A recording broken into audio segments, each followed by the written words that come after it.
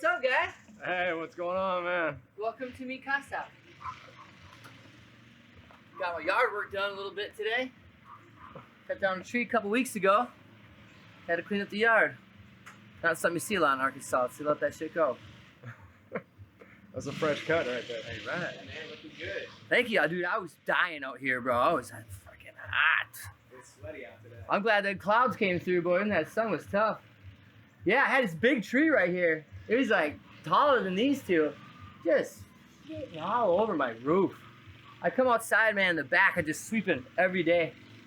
So my landlord's like, I'll let it fall in the house. That's a new roof for me. I'm like, yeah, I got kids that live here, bro. So I paid my buddy to cut it down. And as you'll see, took out my fence. Yeah, I was like, bro, you're a pro. How did you like, I'm just gonna land right here. Puts a bottle down, he's like, it's right here. Bro, it went boom, straight sideways. Just cleared the whole thing. So needless to say, I didn't pay a lot for it.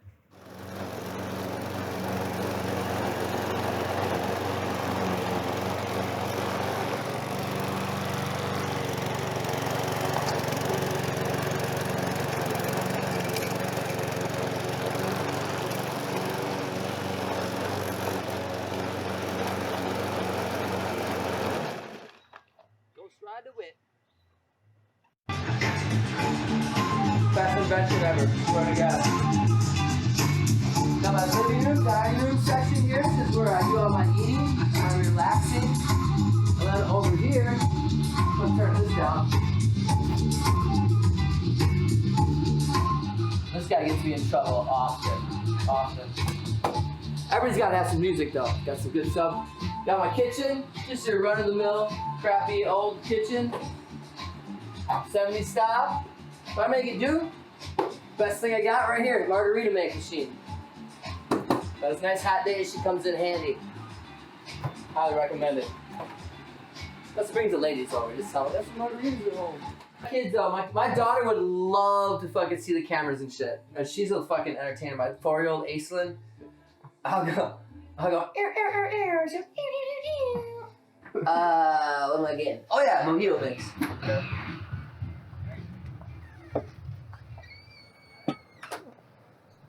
look at that fucking asshole. That guy's drunk like 24/7. How long you been living in this house? Over a year I've been living here. A little over a year I've been living here. It's hard to find rentals out here, like unbelievably hard to find rentals. It's a retirement community, so they don't build a lot of infrastructure to support the people who are living here. So unless you want to buy a house, there's not a lot of places to live, which you get a lot of people in the service industry and other industries that aren't making, $30,000-$40,000 a year, struggling.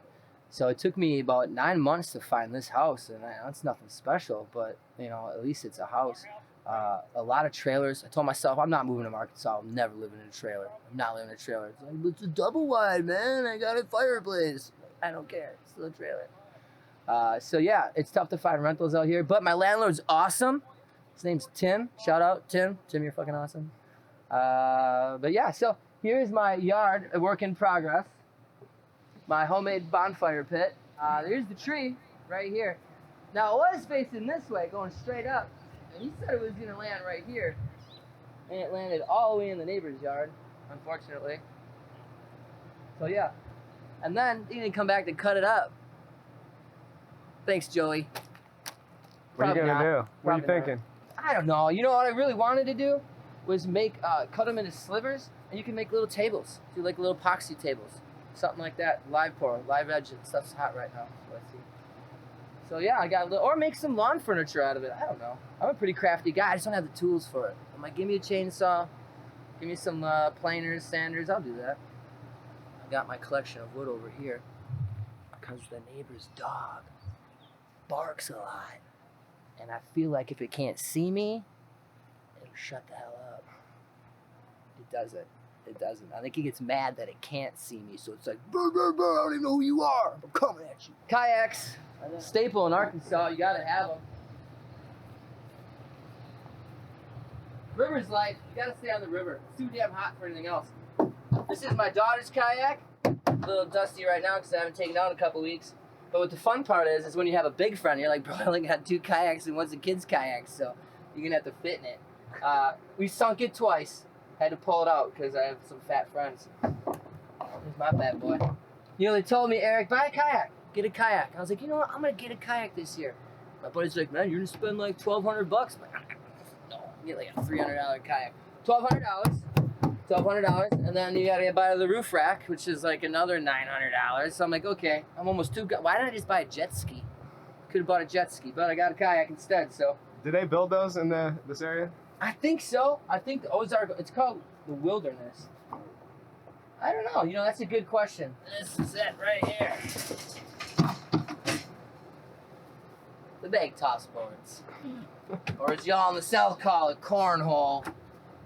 Nah, it's something different in the North. But yeah, I got my blue and pinks. This is my lights for at night. My Ho-Dunk little makeshift light kit here. That's all right, it'll stay. But yeah, at nights, man, this is a must. This is a must. We get people out here. And now that I'm friends with all my neighbors, yeah, they come on over. They play bags with us at night. I kick these little lights on right here. Adds a nice little ambiance. And we shoot bags.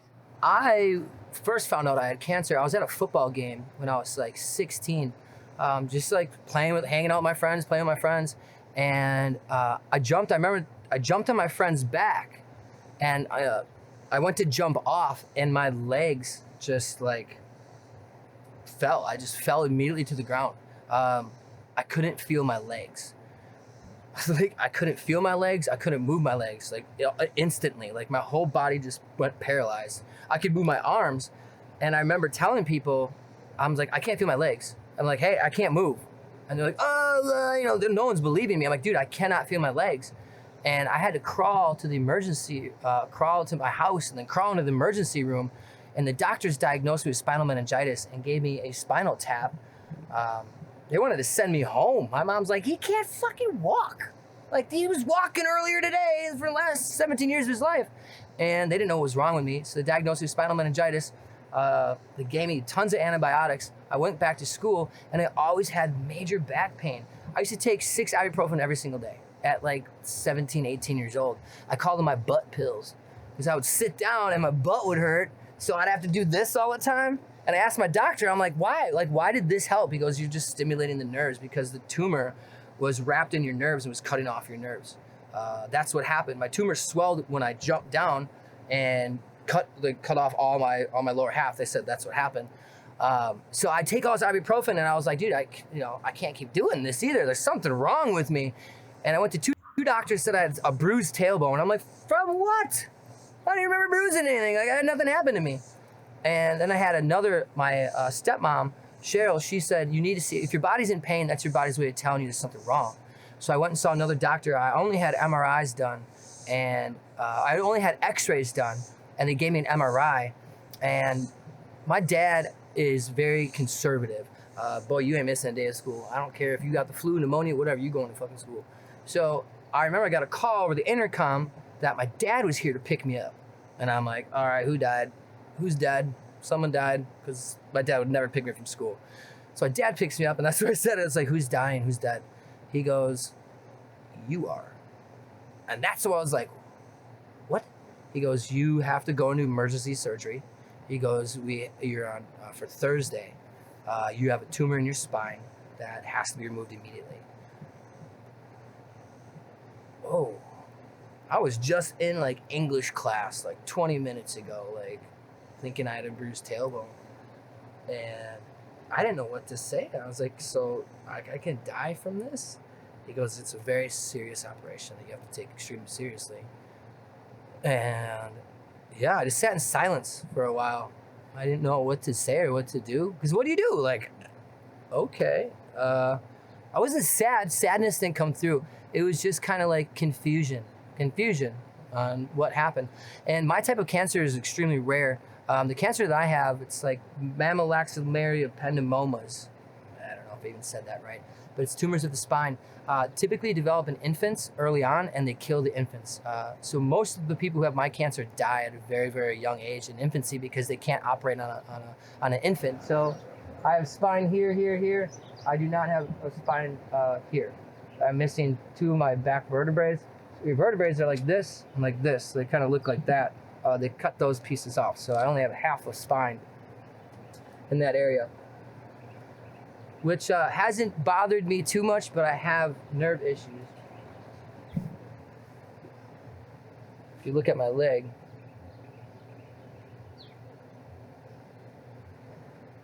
that happens all day long, 24/7. There's still tumors in my spine. I went through chemo and radiation. I did like 6 months of that, which was honestly the worst. It was terrible. It was worse than the cancer. I don't wish that upon anybody. I did that. I would never go do that again. I would never, ever go through chemotherapy or radiation treatment. It destroyed. I have issues with that. I have digestion issues. I have other issues because when they blast into you, it's something that stays in your body forever, which I still have the tattoos from. They have to line up the lasers. So they would tattoo me so that they could get the lasers lined up every time, which freaking hurt. I remember, I was naked all the time. I'm like, that's good. When I started walking to the doctor's office, I would just take off all my clothes right away because I'm always naked. And it always seemed like it was like training day. Like, can we bring in like 6 hot Ukrainian nurses? I'm like, yeah, absolutely. So like I go in this room and it was like Marvin the Martian. I walk in this giant room and it was a huge room with like a laser pointing at a steel table. And she's like, all right, get naked. I'm like, already halfway there, Tino. So like I sit down on this table, totally naked. And this chick comes out with like a shish kebab skewer. She never told me what we were doing. So I was like, what is that? What are you gonna do with that? I'm thinking it's like going somewhere I shouldn't go into. She goes, we're gonna give you a tattoo. I was like, what? About time something badass happened out of all this. Cool, let's do it. So she's like, it might hurt a little bit. I'm like, what are you gonna do? Like target, you gonna draw a bullseye or something? What are you gonna do? She's like, no, it's a dot. I was like, it's like a party dot. Friends did that back in high school with like ink pens. Hit me up, sister. Bro, I swear to God, she got hyped on that. She's like, got you. And she just, boom! She swizzled around. I was like, oh, wow! I was like, oh my God. Holy shit, that hurts. Like, this bleeding. And she's like, all right, now turn to the side. I was like, how the fuck are you gonna do this? It hurt so bad. For this stupid little dot, boy, that hurt than any of my other tattoos. Any of them did. And then, yeah, I had to go and do that whole thing with the lasers. I felt that laser, too. Like, some people say I can't feel it. I can feel it. Because when you're there, all you hear is a gang, gang. But I can feel it go through my body. And that was freaking weird. To feel a laser go through your body is pretty intense. But I did 6 months of that garbage. And yeah, got a certificate for it. So yeah, that's how I have the answer.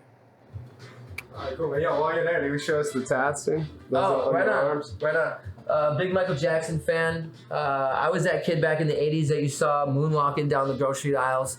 Bowen was my favorite because the shoes are super slippery. I just got this at a local artist here. And then I got the bad one. The bad one is what I wanted to do first. I always wanted a red tattoo. And it's kind of like that spray paint. I just got it touched up, so she's still a little tender. What is it about Michael Jackson? Man, for me growing up, Michael Jackson was the man. He was the guy. I mean, he was bad. He was, he could dance. Before all the controversy in the early 90s, 92, 93, I mean, he was the coolest guy. I mean, everybody wanted to be Michael Jackson or be like Michael Jackson. And his music was something that, I listened to it over and over. I can remember one of my earliest memories of Michael Jackson was probably back in it's right when the Bad album came out. So I don't know if that was 92. And I had the album. I had the Bad album. And you'd open it up, and it was all kind of different dance moves in there. And it was just the still shots of them. And I remember going back and just practicing, all the way his body stand, because I wanted to be cool. I wanted to be like Michael Jackson. And I remember my mom, I had an old leather coat, like an old biker coat that was small. Didn't even look at all like the Bad jacket. And we clipped, the sock holder things, like the little clip things you hook the socks to the pants. Yeah, a couple of those taped them around there, so it looked like I had jingly jangly things on there, put some eyeliner on, which I thought was like one of the most painful things in my life. I was like, I can't believe you do this every day as a child. And then we took a sock and we cut it and then sewed it together to make a white glove. And yeah, I would do little dance moves and I'd practice as a kid. I'd come out of the it was like a coat rack, like a little coat closet. And I'd come out there and I'd practice the moves. And I was really good at moonwalking. I still am good at moonwalking. But as a young kid, like 8 or 9 years old, man, I would practice it all the time. And look at that, bam, bam, bam. My grandmother lived in Arkansas, and we used to vacation down here when I was a little kid in Bull Shoals. And she had a couple of strokes. She fell in some hard times. And she had to then be put into a facility. But she has a beautiful house on the lake, and my parents wanted to retire there, but they were like 3 years out. So I made a good living in telecommunications. I couldn't morally do it anymore because I went from starting to sell phones that added to people's lives, and it was so cool to talk about hey, what these cool new smartphones can do for you when they are still penny or, you know, small buy-ins.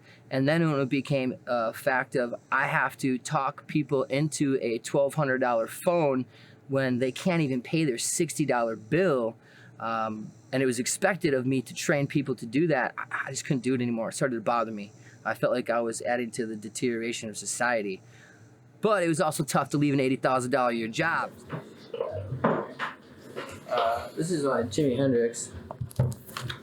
Now, one of the cool things I love about drawing is he's actually, this original picture, he's holding a huge medallion. I didn't want to draw it. I was a tad bit lazy, one might say. So I was like, you know what? I'm going to give it some sick abs instead. Let's roll with it.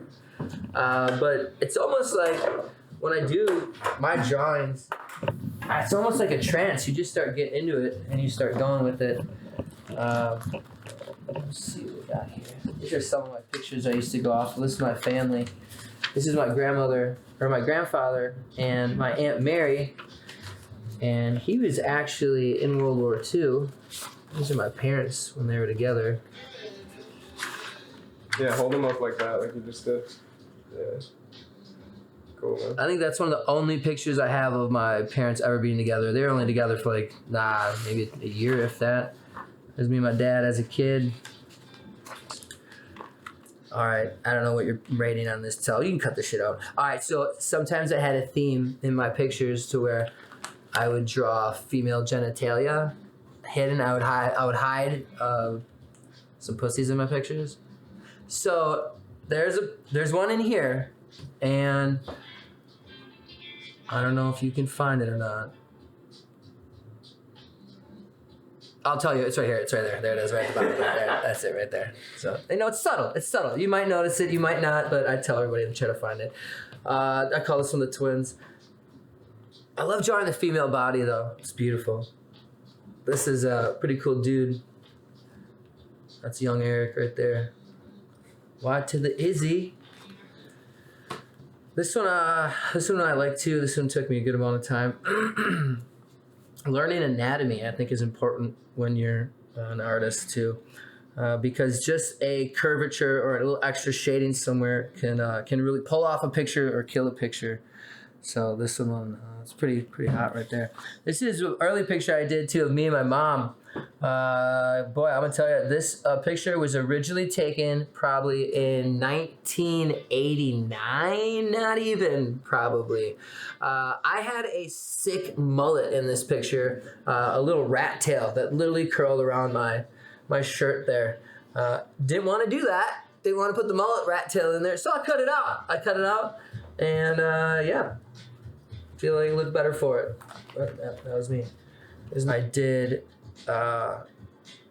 Actually, I had my eyebrow pierced back then. It was really early. I was the first guy in high school to get my eyebrow pierced. It was cool. It was like the Sugar Ray Leonard or Sugar Ray days. And I had glasses back then. Don't have either of those two anymore. Nothing. What is that? Is that a wedding or a prom? Yeah, so this is my mom and my stepdad's wedding. This is my high school girlfriend. And it was hard because I'm used to drawing, straight on shots. All of my pictures are, in focus typically. So having to draw somebody out of focus when you're so used to drawing realism was really difficult because it's like I'm like, I feel her eyes look dead. I'm like, well, she's supposed to look dead. She's from a distance. You can't see her pupils. So yeah, that was a little bit difficult, but this one took me like 60 hours to draw. This is one of my really first ones that I got a lot of confidence on drawing. I'm not a religious person, but I'm a spiritual person. I grew up with grandparents who was very religious. My grandmother, she was German-Hungarian, and she would go, Eddie, come over here. I want to give you your spiritual breakfast this morning. And she would open up her Bible, and we'd sit down and we'd read the Bible. And some of that stuff was aggressive when she got in like the New Testament or the Old Testament, whichever one's pretty dark. I was like, man, I'm a little hurt by some of these things here. Like, I don't want to hear this anymore. This is some scary shit. But my grandparents were extremely, extremely religious. My parents were not religious. I never went to church. I was baptized Lutheran. But yeah, I have a lot of issues with religion. I think the biggest thing that I get frustrated with religion is my Aunt Mary. I was really close to my Aunt Mary growing up. My Aunt Mary was the family member that kept all the family together. She hosted the Thanksgivings. She was the oldest daughter. So she was the oldest kid in all of my dad, my aunts and uncles. She was the first child.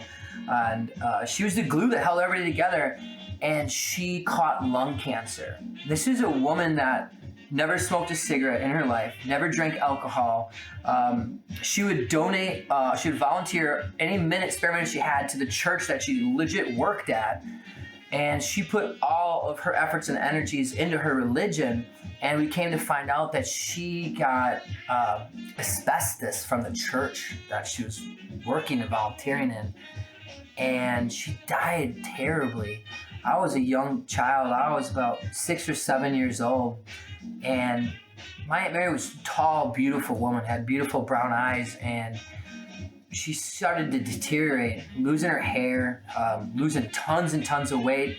She couldn't get out of bed, and to see this woman that you've held at such a high image in your head to be this frail, sickly thing was very scary to me. And it made me think a lot about religion because she gave everything to you. She donated not only her time, but she spread your gospel, and you took her in such a violent way and in such a suffering way, and it made me very mad at religion. But also at that same point too, there's a lot of things in religion that I just don't agree with. I feel that we are responsible for our fortunes in life. We're also responsible for our downfalls in life.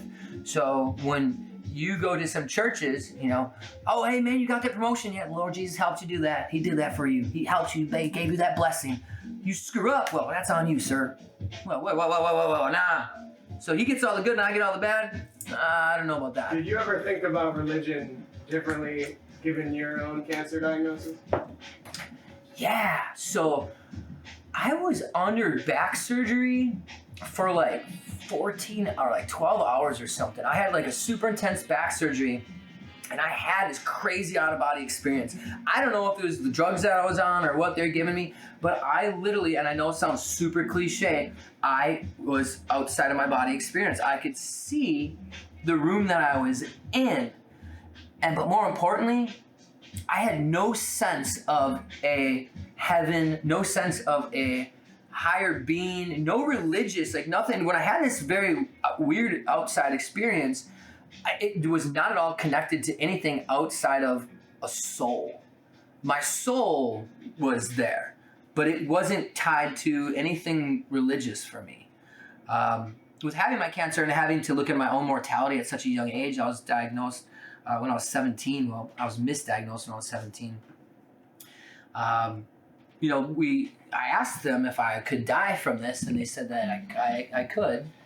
I think about, did I live a good life? Because just because you're religious doesn't make you a good person. And there's a lot of people out there that have done terrible, horrible things, but they're like, amen, brother, amen. So that doesn't define you as being a good human. With me being close to dying or contemplating, okay, what if I don't wake up on this operating table? Am I upset that I didn't believe in religion? Am I scared that I'm just going to die? And I look at it as No, I don't teach this to my children. I think that, if they want to follow religion, absolutely. I think it builds good moral guidelines. I think it gives people something to look forward to after death, and that's why I think religion was invented, is to give people a moral guideline to live by, to not hurt each other, and to also, when you're passing away, to look forward to something else and not just like an empty void.